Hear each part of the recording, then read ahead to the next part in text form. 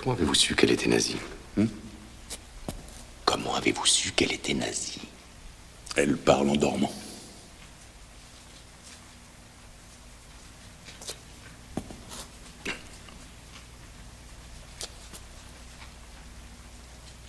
Je ne lui ai pas fait confiance. Pourquoi l'as-tu fait? Parce qu'il n'a pas suivi mon conseil.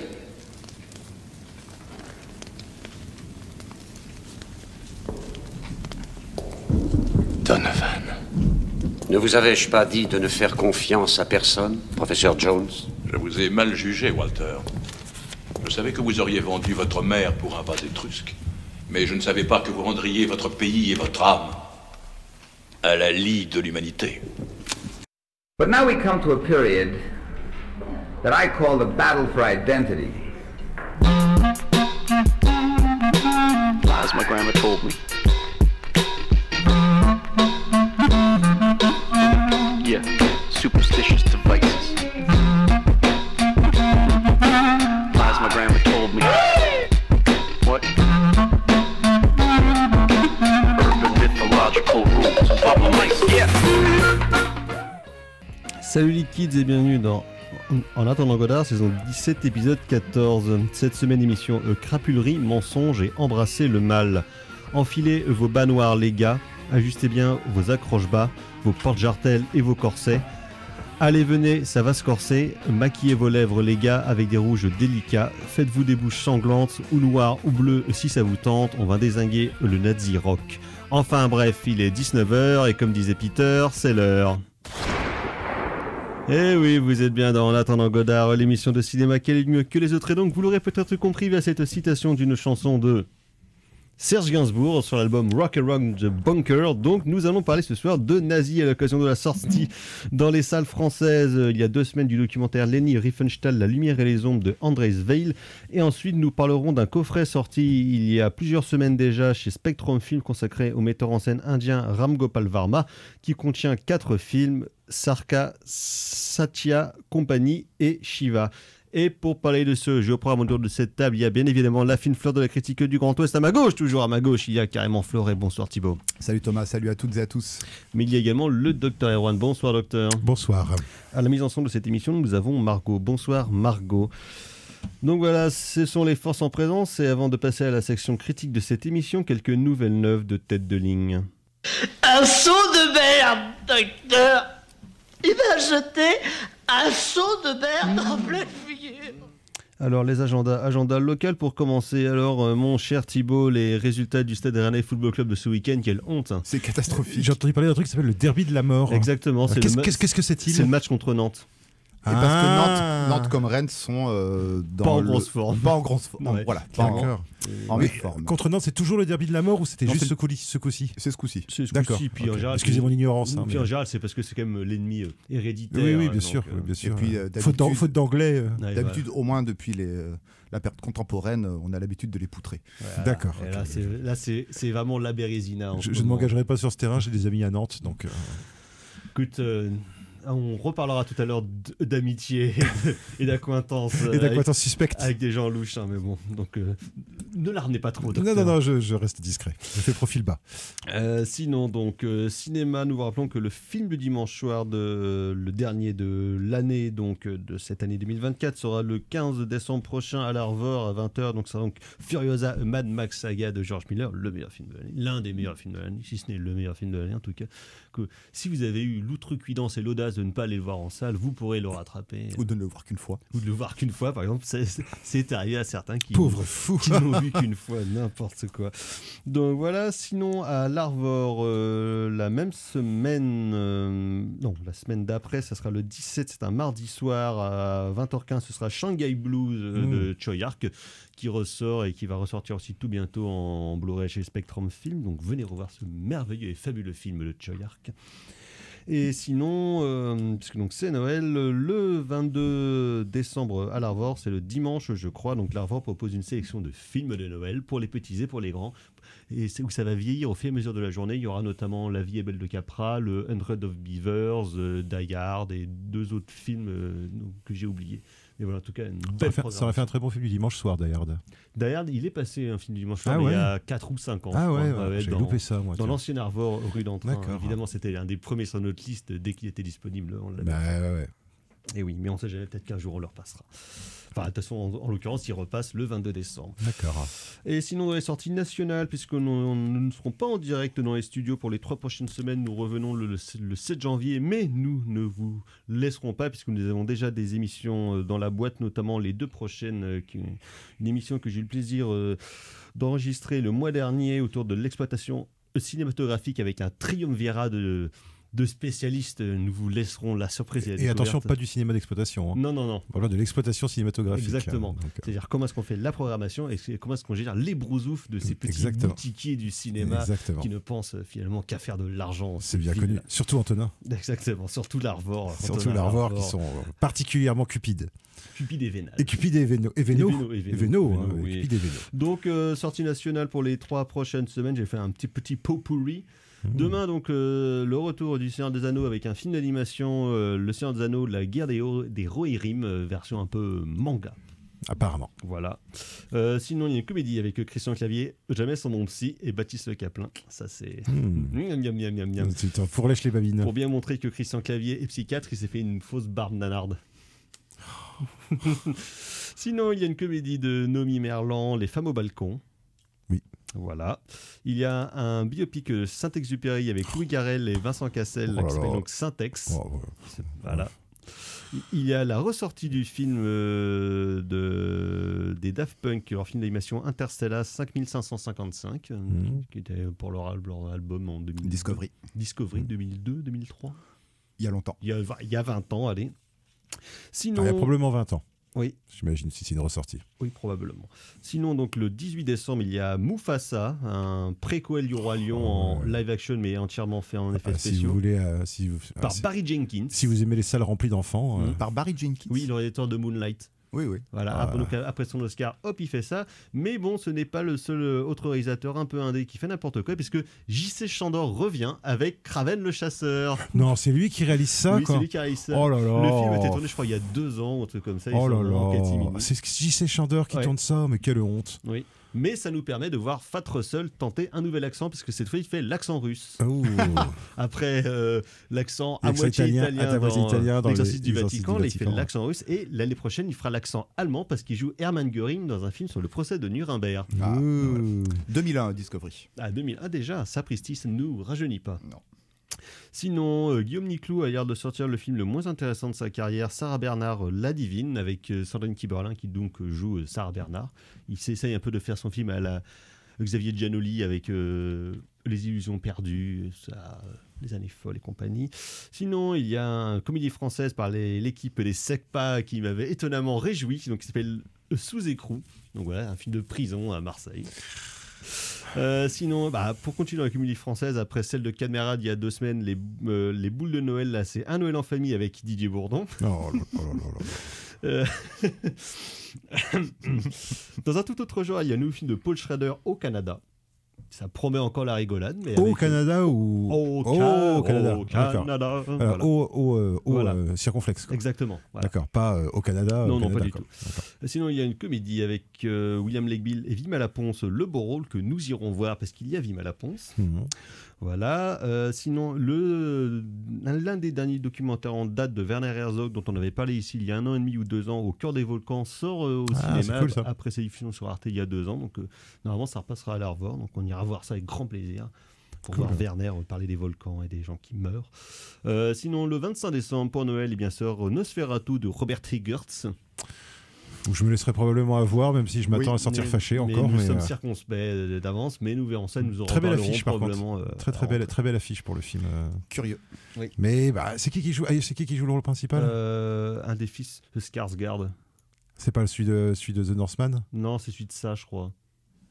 Qui jouait le clown. Ah, d'accord. Okay. Voilà. Mais comme ils ont tous des gueules chelous, ces gens-là. Bon. Ils sont 4 fils en même temps, plus un impérateur, et tout le monde joue la comédie là-dedans. Ça devient compliqué. Ça devient compliqué. Sinon, il y a un film qui s'appelle Joli Joli avec Clara Luciani. Voilà. Il y a un film de science-fiction français. Bill Skarsgård. Il y a un film de science-fiction français avec Souila Yacoub et Adèle Exarchopoulos qui a l'air plutôt pas mal, qui s'appelle Le Planète B. Ok. Voilà. Et sinon, pour bien finir l'année, le 25 décembre, donc Le Déluge, un film dans lequel Guillaume Canet joue Louis XVI et Mélie Laurent joue Marie-Antoinette. Et Guillaume Canet s'est fait une belle fausse gueule, on dirait une marionnette des Guignols. Ça promet, hein. Ça sort le 25 décembre en bonne catimini. Vivement qu'il ait sa période alcoolique et qu'il nous revienne bon acteur comme Benoît Magimel. Hein. Oh bah non, parce que Benoît Magimel a toujours été meilleur acteur que Guillaume Canet, qui a toujours été une flaque. Il a toujours. C'est que t'as oublié La Mentale. Il joue pas dans La Mentale, c'est Samuel Le Bihan. Ah mais oui, mais merde. Oui. Mais c'était une période où ils jouaient tous dans des purges, tous. Et je sais plus si c'est dans je crois que c'est dans La Mentale où Clotilde Courreau joue une gitane. Oui. Très crédible. Voilà, très crédible. Bon, et sinon quand même, pour finir, le 1er janvier, pour bien commencer l'année, il y a Un ours dans le Jura, nouveau film réalisé et avec Franck Dubosc. Voilà. Ouais, donc il y a pas mal de merde. Ouais, il y a pas mal de merde quand même qui sortent. Il y a pas les gros trucs, c'est un peu fini là, j'ai l'impression quoi quand même. Quoi. Voilà. On commence quand même l'année avec un Dubosc. C'est bon signe. Et Laure Calamy, c'est bon signe pour la stabilité de la France. Exactement. Et la France en a besoin car la France est réformable. Tout à fait. Nous allons passer à la section critique de cette émission et nous allons nous mettre en joie pour nous diriger vers une époque quand même globalement pas terrible. Qu'est-ce que ce journal vous dit qu'il ne nous dit pas? Ce qu'il me dit, c'est que les abrutis de marcheurs au pas de loi que vous êtes devraient lire les livres au lieu de les brûler.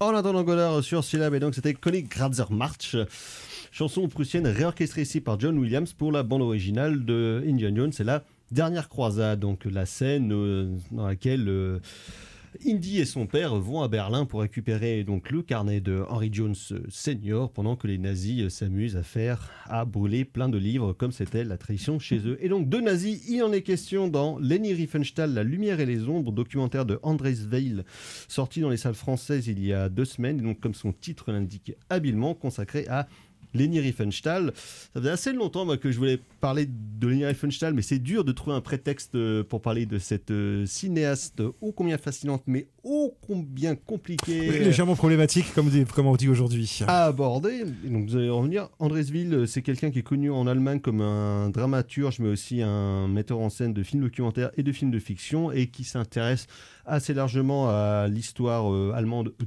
du XXe siècle. Il avait notamment réalisé un film de fiction sur la faction Armée Rouge et la bande Baader-Meinhof il y a quelques années.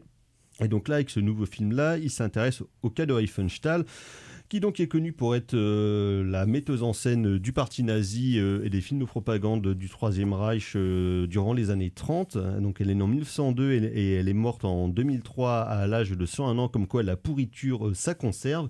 Et donc, suite à sa mort, et notamment suite à la mort de son époux Horst Kettner en 2016, le fonds d'archives de Leni Riefenstahl a été accessible aux différents chercheurs. Et c'est là qu'ils sont tombés donc, sur un paquet de documentation hallucinante, notamment les conversations au téléphone que Riefenstahl enregistrait. Elle enregistrait tout comme un genre comme Nixon. Comme, j'allais dire, une sorte de Richard Nixon totalement taré. Il y avait déjà eu en 1990 ou 91 un long documentaire. 93, un long documentaire de 3h10 sur Riefenstahl, The Wonderful Horrible Life of Leni Riefenstahl, réalisé par Ray Müller, dont quelques chutes du documentaire sont utilisées dans La lumière et les ombres. Et donc Riefenstahl, c'est une réalisatrice qui est probablement la metteuse en scène la plus connue de l'histoire du cinéma allemand, voire une des metteuses en scène les plus connues de l'histoire du cinéma tout court, notamment à cause de 2 de ses films, Le Triomphe de la volonté en 1934 et Olympia, les dieux du stade en 1938. Donc le premier est un film documentaire, encore qu'on va y revenir, film documentaire de propagande consacré au congrès du parti nazi à Nuremberg en 1934, et donc le deuxième sur les JO de Berlin en 1936. Et ces films-là, et les autres films qu'elle aura pu mettre en scène par la suite sont aussi fascinants, parce qu'avec le cas de Riefenstahl se posent en fait toutes les questions qu'on peut en termes techniques, en termes idéologiques, en termes moraux, sur le rapport entre un artiste et la politique et la manière dont en fait elle a mis en scène ces films-là, ce qu'ils disent et l'influence qu'ils ont pu avoir qui est absolument monumentale sur le monde du cinéma, sur le monde du documentaire, sur le cinéma allemand, sur le cinéma américain notamment, a été absolument monstrueuse. Donc c'est vrai que par ce cas-là qui est quand même fascinant, qui est compliqué dans toutes ses aspérités, ses ambiguïtés et ses contradictions, on va essayer de revenir un peu là-dessus, et le documentaire revient aussi assez largement sur donc la personnalité de Riefenstahl, sur ces différents mensonges par omission ou mensonges volontaires qui ont suivi donc la Seconde Guerre mondiale, parce que toute sa vie ensuite, Riefenstahl va consacrer son temps à se défendre du fait qu'elle n'était pas nazie, qu'elle ne pouvait pas savoir, alors qu'elle était quand même dans le premier cercle donc, de Hitler, parce que c'était sa cinéaste de prédilection. C'est lui qui l'avait choisi pour aller réaliser le film sur le congrès de Nuremberg et le film sur les JO, en plus d'autres travaux, on va dire, parallèles. Donc clairement, tout ça se mêle là-dedans. Riefenstahl, elle est connue à partir du milieu des années 20 comme danseuse et après comme comédienne dans les films notamment de Arnold Frank et Pabst, dans ce sous-genre du cinéma allemand qui sont les films de montagne, qui se fait encore... Les films alpins. Les films alpins qui sont encore faits par la suite après en Allemagne, puisque même Herzog a une... a une tradition chez lui de films de montagne. Voilà, exactement. Une fascination et puis une tradition. Et flambeau qui n'a été repris que par Clint Eastwood avec la sanction Eiger. Avec la sanction. Exactement. Elle se fait connaître donc via des films comme La montagne sacrée ou L'enfer blanc du Piz Palu. Et elle co-réalise en 1932 son premier film, La lumière bleue, qui est co-réalisé par deux choréales juifs, Bela Balash, le fameux théoricien, et Karl Mayer, mais très vite, Riefenstahl va en profiter des lois anti-juives qui ont cours à partir de 1932-1933, donc en Allemagne, pour effacer leur nom et accaparer leur travail, ce qu'elle fera régulièrement par la suite avec certains de ses choréales ou de ses chefs opérateurs, dont elle reprendra le travail à son compte et les signant de son nom, les effaçant ainsi plus ou moins de l'histoire officielle. Sauf quand il s'agit de les balancer en disant ouais, mais c'est pas moi qui filmais, donc vous voyez, je suis pas responsable. C'est-à-dire que quand ça l'arrange, c'est un peu quand ça l'arrange quand même. Et donc à la fois par son travail d'actrice et de metteuse en scène, elle va très vite attirer l'attention de Goebbels, qui à l'époque est le ministre de la propagande du Reich et donc après de Hitler. Ils vont devenir relativement potes, voilà, ils vont faire les soirées ensemble, ils vont bien rigoler. Il y a un nombre de photos d'archives où on les voit bras dessus en train de rigoler avec Hitler, avec Goebbels, tout ça, en train de faire la fête. Et donc vient en 1934 donc le premier film monstrueux, le grand film, donc Le Triomphe de la volonté, pour lequel Riefenstahl a carte blanche et travaille main dans la main avec Speer, qui était à la fois à la fois l'architecte du Führer, mais aussi, il ne faut pas oublier, le ministre de l'armement du Reich, qu'on a un peu trop tendance à oublier. Il a été que pendant la Seconde Guerre, il n'était pas dans les années 30. Oui, c'est qu'à partir de la Seconde Guerre, et c'est parce que, à partir des années 40. Dans mon souvenir, c'est parce que Hitler commençait à avoir du mal à trouver du monde, parce que Speer, il connaissait pas grand-chose en munitions, mais par contre, il a du sang sur les mains comme les autres. Il a clairement du sang sur les mains, c'est pour ça qu'il était... en prison, il a passé 20 ans. Il était au procès de Nuremberg, parmi les accusés. Et donc, en fait, elle bosse avec Speer, et de manière générale, les congrès de parti, c'est toujours chiant parce que c'est que les mecs qui font des discours à la suite, tout ça. Mais l'idée de Riefenstahl, en accord en fait avec la fascination qu'elle a pour Hitler, pour ses discours et pour Mein Kampf, c'est de véritablement essayer de mettre en image la pensée d'Hitler et donc d'essayer de montrer l'image d'une Allemagne millénaire qui serait justement le plus grand peuple du monde. Et pour ça, ça va passer par une mise en scène qui passe à la fois par des procédés de documentaires relativement classique sur filmer les grands paysages, les foules, mais en le mettant en scène de manière vraiment grandiose, où Speer va être en fait son chef décorateur sur le scénographe, film. Voilà, et donc son scénographe, et toute la scénographie du stade de Nuremberg va être pensée de façon à être filmée. Elle va inventer avec ses techniciens des systèmes de grues, des ballons volants, différents travelling, véritablement mettre en scène en fait l'arrivée des militaires et l'arrivée des hauts dignitaires nazis de façon à ce qu'ils soient filmés de la manière le plus grandiose possible pour mettre en relief justement cette volonté manifeste. Ou flippante, selon d'où on regarde. Selon les points de vue, mais en tout cas... Parce que ça marche au pas, oui. quand même. Hein, c'est dans la pensée nazie et dans la volonté d'Hitler, c'était ce qu'il fallait montrer, une Allemagne forte, puissante, et donc avec ce film-là qui va connaître un succès retentissant, Riefenstahl va être, on va dire, partir sur des chapeaux de roue, et avec ce film-là qui reste encore monstrueux en termes de filmage et dont l'influence ne cesse de m'inquiéter et de me fasciner. Thibaut. Oui, même Olympia, hein, si on regarde un peu ça, les techniques de représentation de Olympia, mais même les travelling qui suivent les courses, sa gestion quasi surréaliste des séquences de plongeon notamment,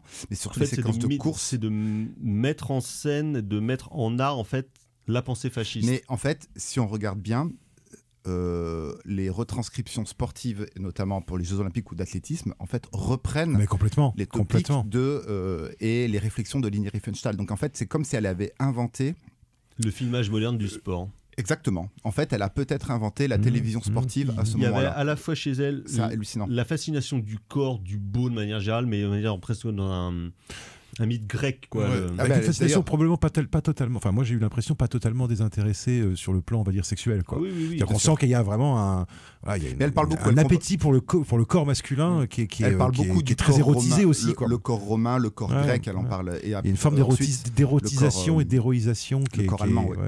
Mais pour revenir sur le documentaire est absolument passionnant parce que justement, comme tu l'as dit, il y a ces archives qui ont été ouvertes. Et du coup, le réalisateur permet de faire un portrait de Leni Riefenstahl pas le plus exhaustif possible, mais il met vraiment en lumière toutes les zones d'ombre. Le titre, de toute façon, est... mais c'est assez complémentaire avec le film de 1993. Voilà, donc en fait, il n'est pas du tout complaisant vis-à-vis de Leni Riefenstahl, mais il met vraiment en scène les problématiques... de cette femme, de cette femme en tant que citoyenne allemande et de cette femme en tant que réalisatrice. Donc ça, c'est hyper bien pensé, d'autant plus que, comme tu le disais, il est vraiment complémentaire du film de Müller. Alors le film de Müller, il faut quand même le voir. C'est un film absolument passionnant, mais là, on est plus... À l'époque, elle était vivante et Exactement. Elle est interviewée dans le film à plusieurs reprises. Alors, le film de Müller participe du fonds d'archives et il y a 2-3 séquences qui sont convoquées, ou peut-être plus des séquences coupées au montage du film de Müller qui sont convoquées dans le documentaire dont on traite ici. Mais le film de Müller, en fait, est plus... c'est comme un rendez-vous avec le diable, en fait. Il y a le cinéaste et Leni Riefenstahl conversent. Le cinéaste ne se cache pas derrière la caméra. Il est là et il essaye de la faire sortir de ses gonds. C'est difficile de faire sortir de ses gonds. Enfin, elle est d'une telle mauvaise foi, ou alors elle oublie consciemment forcément. Elle fait du révisionnisme de sa propre histoire. Oui, bien sûr. Et puis, de toute façon, il le dit dans ses mémoires. C'est une réalisatrice, les metteurs en scène, ils racontent. Ils ont toujours créé leur légende, de toute façon. Et là, c'est les gens qui l'arrangent, quoi. Et du coup, le film de Ray Müller, donc 3h10 d'entretien ultra glaçant, mais ultra fascinant, mais on s'accorde plus, il essaie de la sortir de ses gonds, mais on s'accorde plus aussi à la question technique, comment t'as fait pour tel plan, comment t'as fait là, c'était quoi tes techniques de montage, pourquoi t'as coupé à ce moment-là. Est quand même assez dingue, parce qu'en gros, elle avait des moyens quasiment illimités c'est gros budget, de la part du parti nazi, et en termes de mise en scène, les choses que elle et ses différents techniciens inventent finalement le prisme de cet énorme dégueu. Est-ce qu'il y a une problématique morale dans le film de Müller ? Je suis pas sûr. La problématique morale apparaît du coup dans le documentaire La lumière et les ombres, ce qui fait que ce sont deux films qu'il faut absolument mettre en parallèle. Et si on a le temps, parce qu'entre 3h10 et 1h50, il faut avoir quand même le temps. Il faut avoir le temps. Pour les cinéastes. Et puis il y a quelque chose dans le film de Ray Müller, le début de carrière de Leni Riefenstahl en tant qu'actrice est beaucoup plus représenté. Elle parle de ses conflits, de ses relations avec Marlène Dietrich, par exemple. Elle stilte Pabst, elle dit Pabst, il était bon pour ça, Funk il était bon pour ça, et puis je me suis mis à l'escalade à pieds nus, et puis je me suis mis au ski, et puis moins 20 degrés. Parce qu'en même temps aussi, ça correspondait à l'idéal nazi de la femme. Oui, mais c'est pour ça que Goebbels a adoré. C'est pour ça que Goebbels a adoré ses films en tant qu'actrice. Mais du coup, La lumière et les ombres est peut-être moins complaisant, si tant est que le film de Müller est-il complaisant, je ne sais pas, mais il est peut-être plus facile. Et La lumière et les ombres est moins facile en fait par rapport à la persona. C'est vraiment un film d'archives, quoi. C'est vraiment un film d'archives, en fait. C'est un film d'archives télé, télé audio, radio, des archives de conversations téléphoniques. Il n'y a pas d'interview. Mais je me demande. Enfin, d'interview contemporaine, je veux dire. Oui. Quoi. En fait, je me questionne sur le but. Est-ce que le but le réalisateur dont le nom Andresville. Est-ce que Andresville veut faire un portrait de Leni Riefenstahl ou est-ce qu'il utilise les archives Leni Riefenstahl pour faire un portrait de ce qui arrive dans la société allemande et dans la société européenne justement, plus généralement parce que le Ouais. final, en fait, la séquence finale du film La lumière et les ombres est glaçante, non pas par rapport à ce que Leni Riefenstahl dit, mais par rapport à ce que ses interlocuteurs disent. Parce que c'est ça. Moi, c'est ça qui m'a frappé vraiment dans le film, c'est les messages qu'elle reçoit, les messages de soutien qu'elle reçoit après une interview en 76, si mes souvenirs sont bons, où elle est confrontée, à une résistante, à une ancienne résistante, et où elle est mise face à des contradictions, et où elle sent bien qu'elle est. On voit bien, hein, il y a un côté animal piégé, en fait, une espèce de regard assez bizarre. Elle se débat tant qu'elle peut, puis elle n'est pas très convaincante, et elle reçoit plein de messages de soutien, elle reçoit plein de messages téléphoniques de soutien. Et en fait, ce que je pense que le film nous dit, parce qu'ensuite, après, plus tard, il y a un extrait du film de Müller où il lui montre les émeutes de Rostock au début des années 90. Et en fait, ce qui est un peu flippant dans le film, c'est que c'est cette idée que le déni en fait incroyable dont elle fait preuve et la mauvaise foi dont elle ferait preuve, c'est pas juste elle en fait, c'est l'intégralité des Allemands qui ont connu cette période. En tout cas, c'est une bonne partie des Allemands qui ont connu cette période, parce que on entend des tas de gens qui ont entre 40 et 60 ans, donc qui ont connu la période nazie, et qui lui disent à quel point non, alors qui au départ la soutiennent, et puis au bout d'un moment des messages qui disent que c'est que partie remise quelque part, quoi. C'est-à-dire que ils n'ont pas désarmé, quoi. Et en fait, c'est ce déni, en fait, je trouve que c'est un film qui est assez violent pour l'Allemagne, en fait. C'est-à-dire l'idée qu'il y aurait eu cette culpabilité, et que l'Allemagne se serait excusée, que tout le monde aurait fait son deuil son acte de contrition du nazisme. Ben non. Et alors c'est tellement non que finalement sortir le film aujourd'hui sur une cinéaste des années 30, c'est, moi je trouve, hyper actuel, parce que on voit bien qu'aujourd'hui encore, avec la résurgence de l'extrême droite en Allemagne, et d'une extrême droite quand même assez proche quand même du néonazisme, voire très proche du néonazisme, il y a des gens pour qui cette période n'a pas été considérée comme une mauvaise période. Et là, ça rejoint un film dont on a parlé en début d'année, qui est La zone d'intérêt. Oui. C'est-à-dire que, justement, la zone d'intérêt, c'est quelle est ma zone d'intérêt, quel est mon intérêt dans une situation historique. Et si mon intérêt dans une situation historique, c'est comme Leni Riefenstahl, finalement, parce que c'est une carriériste, hein, Leni Riefenstahl, elle est montrée quand même. Alors après, c'est ça le truc. C'est aussi, alors c'est ça le truc, c'est que c'est pas une, mais elle n'est pas nulle, quoi. Leni Riefenstahl, c'est probablement une des meilleures cinéastes mondiales au début des années 30. C'est quelqu'un qui a véritablement du talent. C'est l'équivalent de Sergei Eisenstein pour l'Allemagne nazie. Si on doit comparer ce qui est comparable, c'est vraiment l'équivalent. C'est vraiment une grande formaliste. Effectivement, il y a des images qui sont d'une beauté absolument incroyable. C'est quelqu'un d'extrêmement intelligent. Et ça se voit, moi, je trouve, dans les interviews. C'est quelqu'un qui est assez caractériel, mais c'est quand même quelqu'un qui est extrêmement intelligent. Mais on sent aussi que c'est quelqu'un qui est extrêmement ambitieux. Et je pense que là, on est vraiment typiquement dans le cas de plein de gens, à mon avis, dans l'Allemagne nazie, qui ont vu leur intérêt à ce moment-là. Des profiteurs de guerre. Voilà, et qui l'ont satisfait, cet intérêt.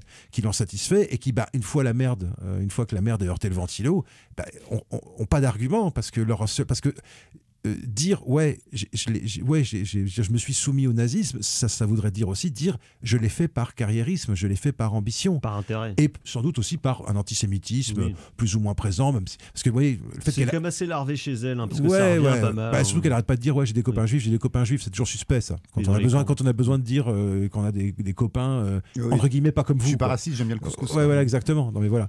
Donc il y a toujours quelque chose de suspect, quoi. Donc elle a beau être, elle est très intelligente, et il y a des fois elle retourne les arguments. Moi je trouve qu'elle est d'un point de vue rhétorique assez douée, hein. Et c'est une femme aussi qui par ailleurs était, moi je trouve que c'est une super belle femme quand elle était jeune. Il y a des photos d'elle qui sont, c'est quelqu'un qui a tout pour elle.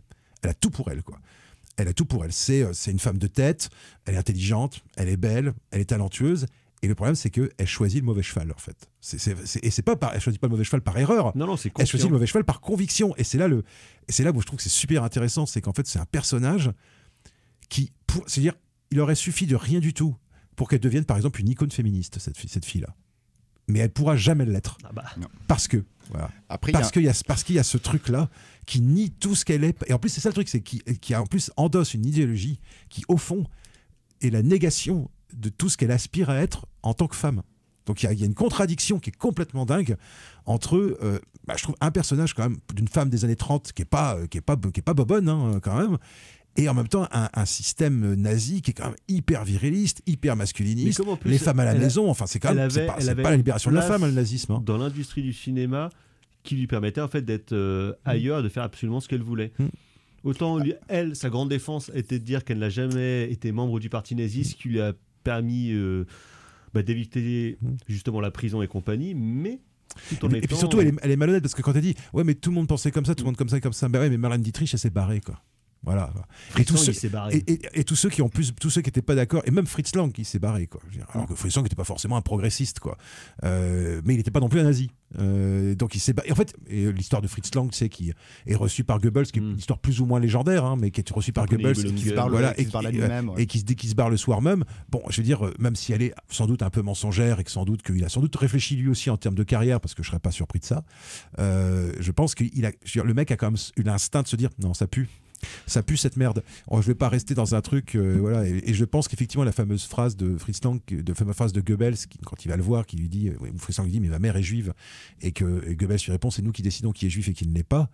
Voilà, ça glacerait plus d'un, je pense. Hein. Après, tu sens qu'il y a un problème chez Leni Riefenstahl, parce que le film en fait dramatise son parcours, les fondus enchaînés sur les différentes photos en fait c'est bien ça, c'est beau, ça. Hyper beau, mais en fait il y a un peu de morphing, j'ai l'impression. Ouais, peut-être ouais, mais du coup tu dis il y a un truc qui va pas aller, parce que pourquoi tu dramatises des portraits d'elle en tant qu'actrice archi, c'est une star en fait en Allemagne, donc pourquoi tu dramatises en fait cette notoriété? Bon, bien sûr, il le dramatise parce que ensuite ça va arriver à son... mais parce que c'est l'image, c'est l'image publique. C'est l'image publique, mais après ça va arriver du coup à son parcours du cinéma allemand. Mais ce qui est très intéressant, c'est ce qui se passe après. C'est quand elle part au Soudan, par exemple. Ouais, ça c'est terrible. C'est terrible parce que autant dans le film de Rémuller, on la voit parler au Soudan. Dans les années 60, elle part au Soudan pour photographier le peuple Noubas. Et en fait, ce qui est hyper intéressant, ce qui est assez fascinant, c'est que la manière dont elle les photographie et dont elle les filme, donc c'est la même chose. Voilà, elle les filme exactement comme les corps blancs des nazis. Talentueuse, photographe, portraitiste. Photographes, ils sont beaux ces portraits. Ultra talentueuse également. Mais il y a un mais. Tant dans le film de Müller, il y a un creux. Il y a un creux dans le truc. Dans le film de Müller, on passe là-dessus. Oui, bon, je suis parti au Soudan, machin.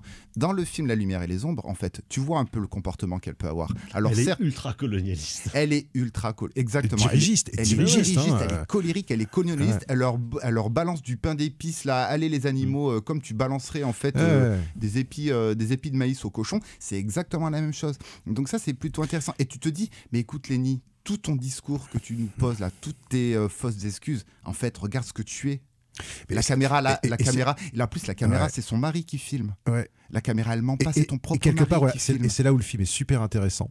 C'est que face à quelqu'un qui a transformé, qui a utilisé les images pour créer du mensonge, finalement, ça se retourne contre elle. Ça se retourne complètement contre elle, c'est-à-dire que l'image devient un révélateur en fait contre elle-même en fait dans sa vie. Et en fait moi ce qui m'a vraiment intéressé, c'est qu'en fait c'est un film de creux. C'est-à-dire c'est un film en fait où c'est tous les moments creux, et c'est les moments creux nous en disent autant en fait que sur les moments pleins.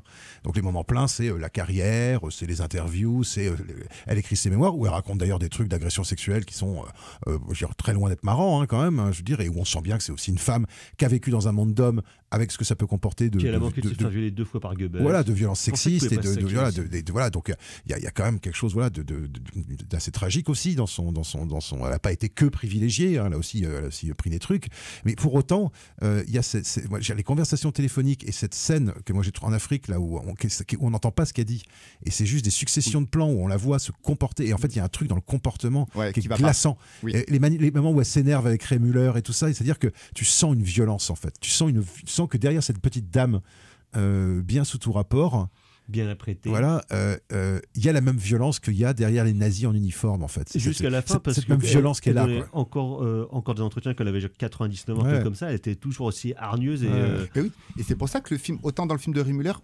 ensuite, après sa période soudanaise, elle part dans une période d'exploration de fond marin. Elle fait son James Cameron. Je pensais qui est par ailleurs un film hyper beau. Ouais. Mais dans La lumière et les ombres, là, tout ça s'est passé à la trappe, en fait, vraiment, parce que voilà, il y a ce processus de dramatisation pour nous montrer en fait vraiment qui était cette femme et qui était cette réalisatrice. Il y a vraiment un côté donc double, c'est hyper bien pensé. Et aussi pour conclure, c'était Walter Benjamin qui parlait de ça dans à l'époque de sa reproductibilité. Oui, l'œuvre d'art à l'époque de sa reproductibilité technique. Sur la différence entre les films de propagande nazis et les films de propagande des soviets, c'est que le fascisme, en fait, par le cinéma, c'est l'esthétisation du politique, alors que les soviets, c'est la politisation de l'esthétique, de l'art. Ouais. Complètement. Et c'est pour ça qu'effectivement, les films soviets et les films nazis ne se regardent pas et ne se voient pas de la même façon. Non. Et que parce que le rapport qu'ils ont au cinéma et le rapport qu'ils ont au peuple de manière générale n'est absolument pas le même. Du coup, il faut regarder Le Triomphe de la volonté et après tu te mets Octobre. Exactement. Ou Le Cuirassé, qui a l'avantage de durer 1h15. Oui. Ce qui n'est jamais. Parce que Valérie Féchal, c'est du film long. C'est du film long, mais après, il faut se rendre compte aussi de la portée critique. Parce que même une personne comme Jonas Mekas, qui est quand même pas un turbo-fasciste, disait.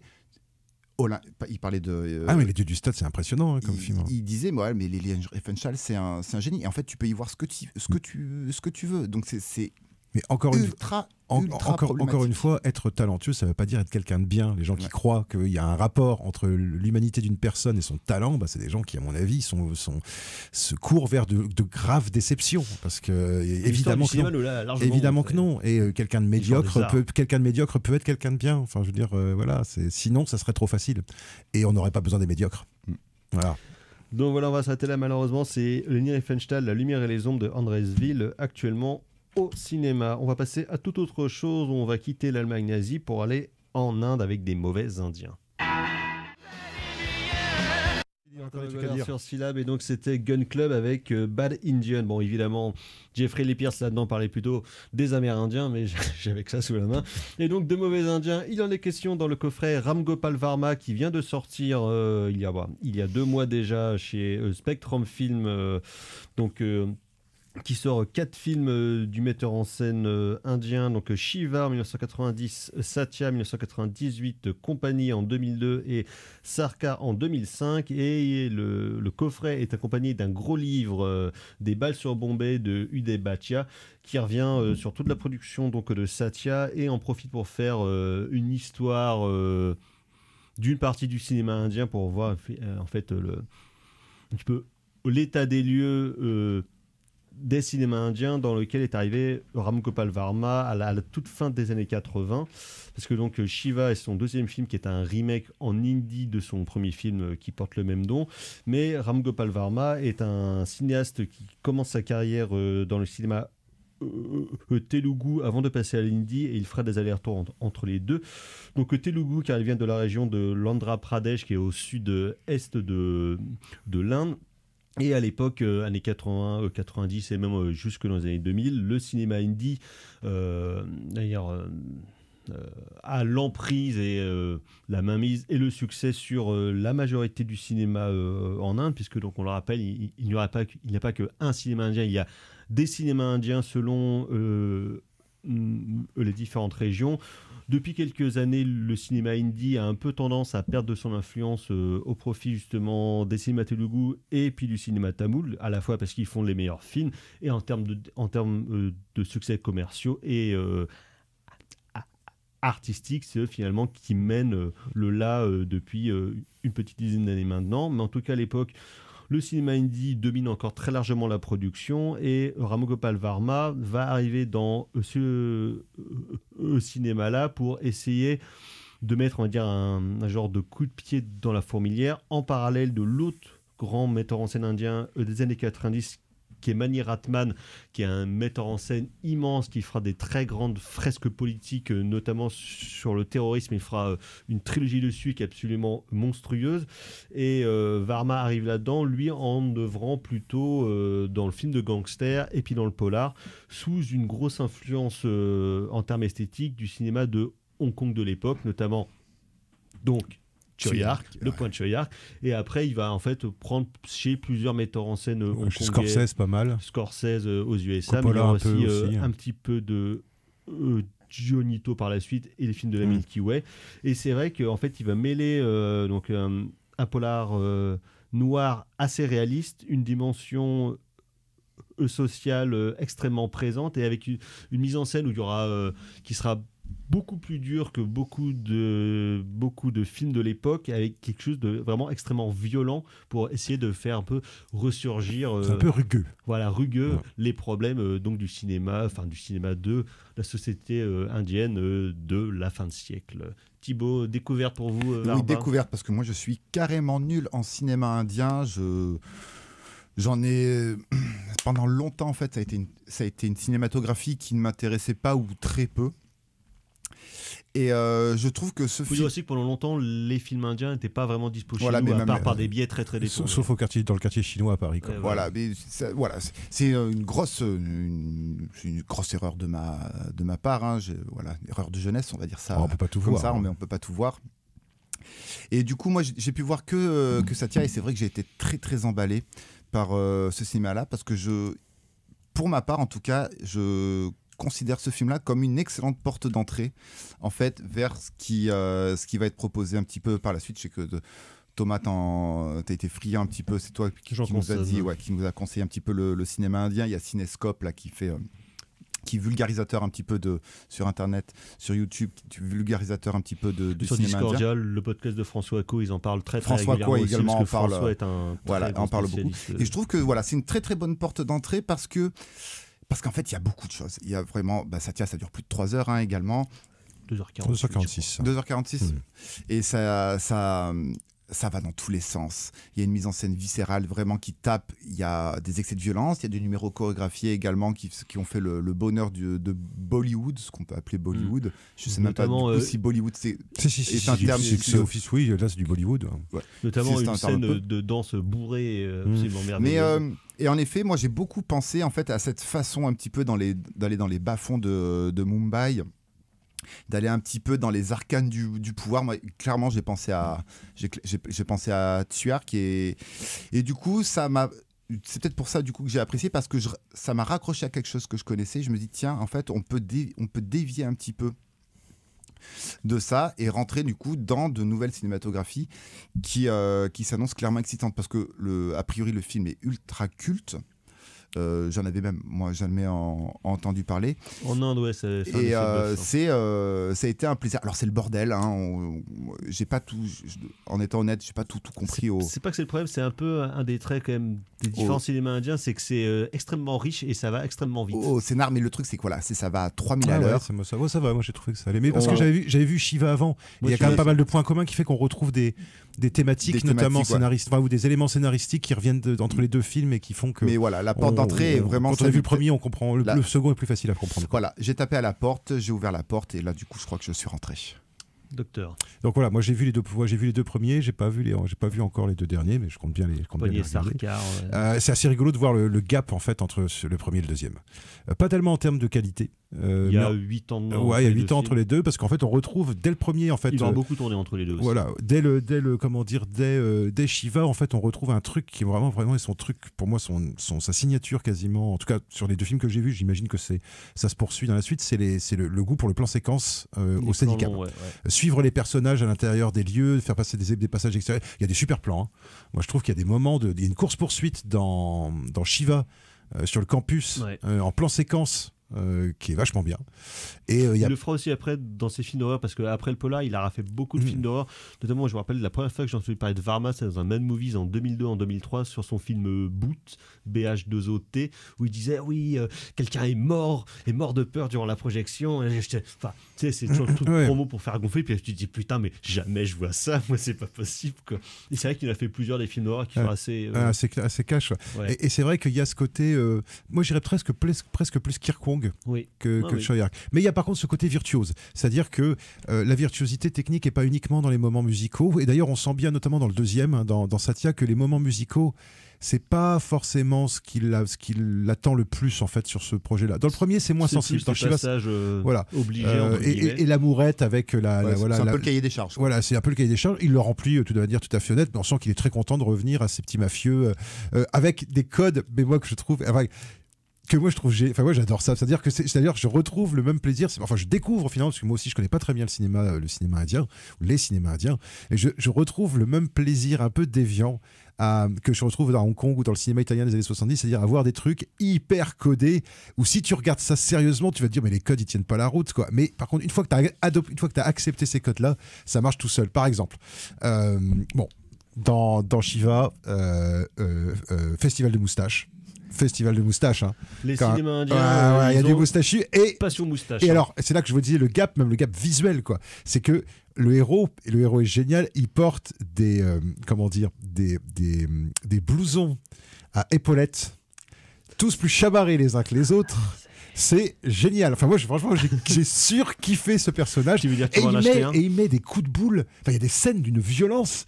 C'est-à-dire qu'il y a le kitsch et la violence, ce qui nous semble le kitsch, évidemment, hein, mais il y a ce sentiment, effectivement, autre, d'une esthétique autre, avec une espèce de violence hyper sèche, qu'on retrouve dans Satya, mais je trouve peut-être de manière un peu plus subtile, on va dire, dans Satya que dans Shiva. Alors, ce qu'ils aiment beaucoup aussi, c'est les coups de sandalette dans la gueule. Les coups de sandalette dans la gueule, les coups de boule, frapper envoyer des mecs contre des pans de mur, enfin voilà, des trucs comme ça, quoi.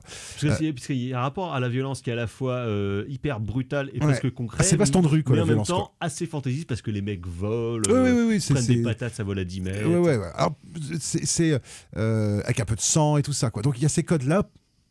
Et puis alors il y a d'autres codes, moi que j'aime, enfin moi il y en a un qui me plaît beaucoup, c'est le code du meilleur pote. Le meilleur pote qui est toujours hyper ricanant. C'est-à-dire le meilleur pote c'est Joe la blague, et dans les deux films c'est Joe la blague. Dans les deux films, le meilleur pote il est velu. Et il est tout le temps en train de plaisanter. Et, il tue des gens, hein, mais il est tout le temps en train de plaisanter. Casual, quoi. Et évidemment, il finit par mourir de manière sacrificielle, et évidemment ça déclenche la vengeance du héros, quoi. Et avec toujours cette espèce de côté un peu gay-friendly qu'il y a entre moustachu et entre barbu, voilà. Et alors je me moque pas, en fait j'ai l'air de me moquer, mais en fait je me moque pas parce que moi je trouve ça hyper charmant, justement. C'est-à-dire qu'il y a aussi quelque chose de très rassurant à voir ces films.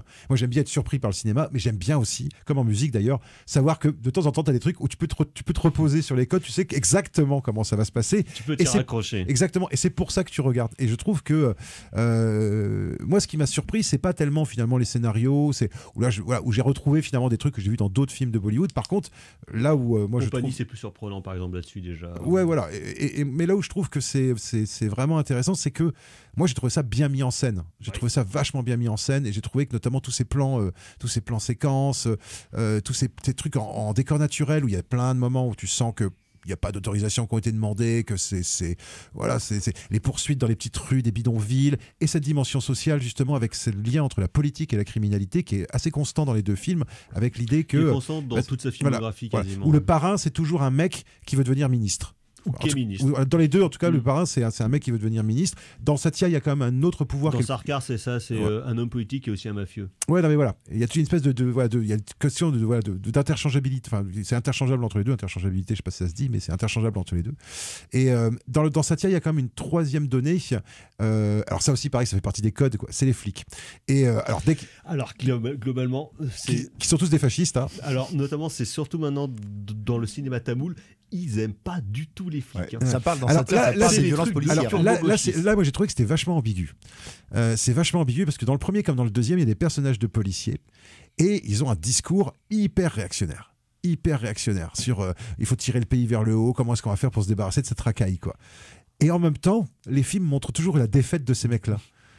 Et où par exemple dans Satya, le flic intransigeant qui poursuit le personnage principal, sans trop révéler ce qui se passe à la fin, c'est un personnage qu'on devrait aimer, mais à la fin on finit quand même par le haïr, quoi. Donc c'est assez ambigu, et je me demande si ça aussi ça fait pas partie du cahier des charges, où pour avoir le pognon et pour être autorisé à être diffusé, il faut avoir un discours un peu patriotard, un peu sécuritaire, voilà. Et le film mais voilà, je pense, moi j'ai pas été trop dupe parce qu'effectivement il y a une ambiguïté là-dedans qui est assez curieuse. Je sais pas trop de quel côté il penche.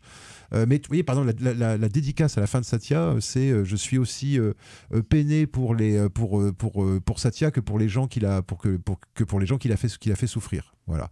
Donc une espèce de côté quelque part en même temps, voilà, espèce de en même temps macronien, mais appliqué à la criminalité de Mumbai, quoi. Voilà.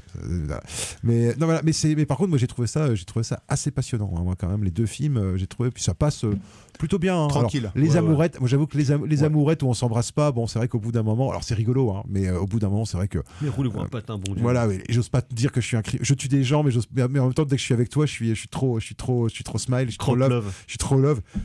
Bon, mais en même temps, c'est des codes narratifs, effectivement, qui n'ont pas grand-chose à voir avec une notion de réalisme, en fait.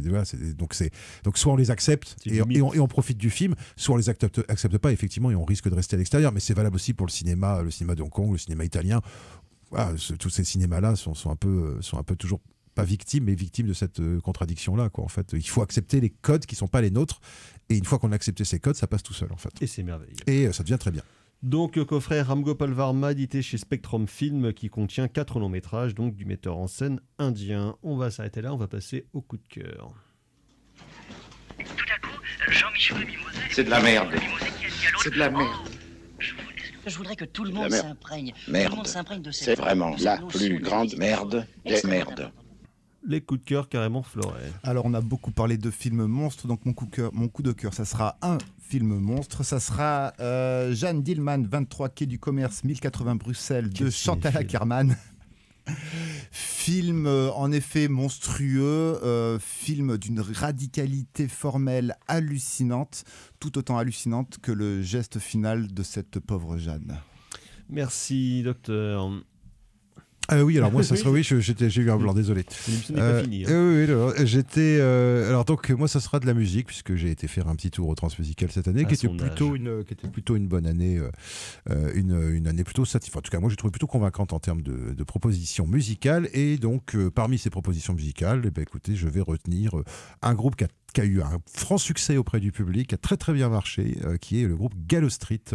Voilà, donc un groupe de fanfare avec force cuivre, mais qui joue plutôt de ce qu'on pourrait appeler de la techno instrumentale à la fanfare, avec des cuivres et des violons. Voilà, et c'était bien rythmé. Moi qui suis pas forcément très très fan de ce genre musical, eh ben, jouer en live avec 13 personnes sur scène, ben, ça pèse toujours un peu plus, et donc moi ça m'intéresse un peu plus aussi. Et franchement, gros succès auprès du public. Les gens étaient à fond dedans, donc ça faisait plaisir de faire partie de cette foule. Voilà.